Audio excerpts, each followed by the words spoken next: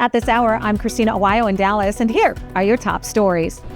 U.S. leaders, including General Michael Flynn, are calling for Joe Biden to be immediately removed from office under the 25th Amendment in response to Biden giving Ukraine the green light to use long-range missiles in Russia.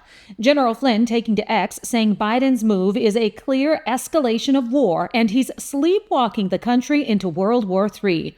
General Flynn wants to put constitutional pressure on Harris to invoke the 25th Amendment, is calling for the House to impeach Biden, wants incoming officials to contact Putin to de-escalate the situation, feels AG-elect Matt Gaetz needs to identify the deep state operatives pulling the strings, and most importantly, he said, pray that the country makes it to January 20th. Zelensky launched half a dozen U.S.-provided missiles into Russia one day after Biden gave the approval. The Kremlin saying they were able to intercept 5 of them and damage the 6th one, preventing any casualties. Congresswoman Nancy Mace is getting some graphic death threats after she introduced a bill on Capitol Hill that would ban transgenders from entering into the women's bathrooms at the U.S. Capitol. One of the videos from an LGBTQ activist and the person who appears to be a transgender graphically describes how they would kill her. And drag your face down to the floor. Mace's resolution was sparked after the first transgender lawmaker was elected to Congress. The representative from South Carolina says even though she's being threatened, she will not back down from protecting women. I find it reprehensible. I find it deeply disturbing that a biological man would demand to be in a private woman's space, whether it be a locker room, a changing room, a restroom. I don't care what it is. You don't belong there. The Senate Republican leadership held their weekly press briefing where Senator Steve Daines sent out a message to Democrats about the Pennsylvania Senate race where Bob Casey is refusing to concede to Dave McCormick. But what stole the spotlight is how Senator Daines introduced himself. Hi, I'm Steve Daines. My pronouns are Republican majority. I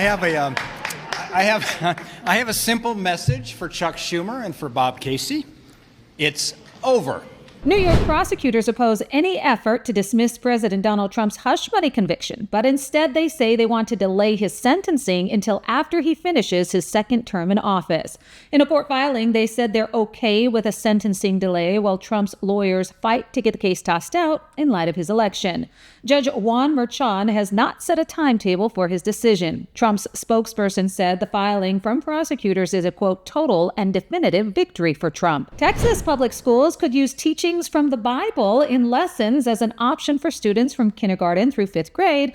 Hours of testimony was heard for and against the plan. It mirrors Republican-led efforts in other states to incorporate historical religious teachings into public school classrooms.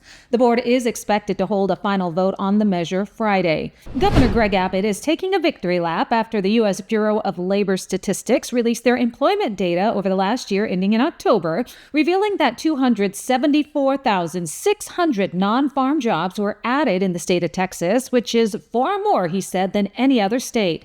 The governor is saying Texas is where the future of America is building, with the best business climate in the nation and a skilled and growing workforce. Texas is where innovative entrepreneurs and businesses find the freedom and tools needed to succeed. The report shows that Texas is growing jobs at a faster annual rate than the U.S.